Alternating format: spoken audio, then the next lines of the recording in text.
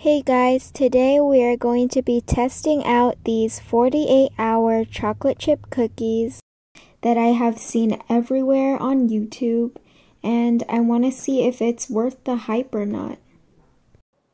So first I wanted to give a shout out to Sweece for their amazing butter dish. It is so beautiful and can hold all of your butter. It's so durable also. And so first we are just going to brown our butter. And let me tell you, the smell that comes off of this is amazing.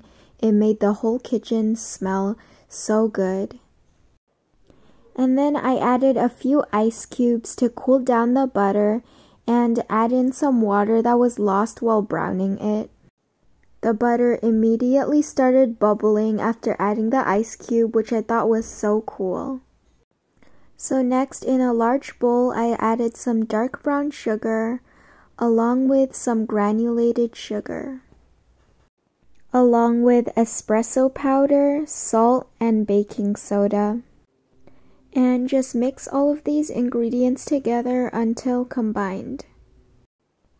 Now add in that amazing brown butter and whisk these ingredients together until combined.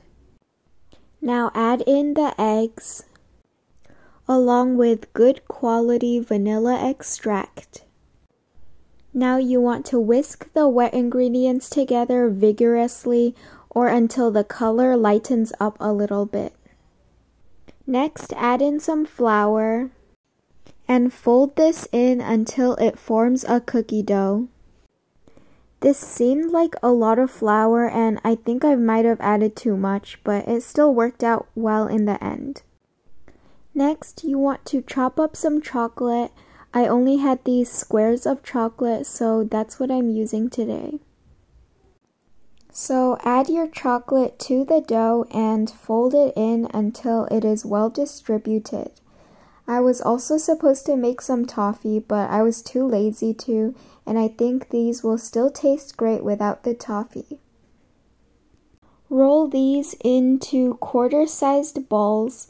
The recipe actually said half a cup balls, but they were way too big for me, and so I just ended up doing a quarter of a cup sized balls. So cover these up with plastic and place them in the fridge for 2 days. This is what develops all that flavor and makes these cookies so good.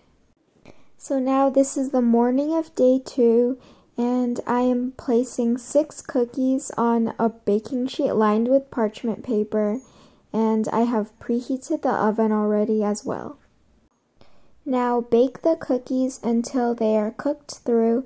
I underbaked mine because I like really gooey, soft cookies. So I'm really happy with how these turned out. They are so soft and gooey. Just look at that pull. Oh my gosh, these are so good.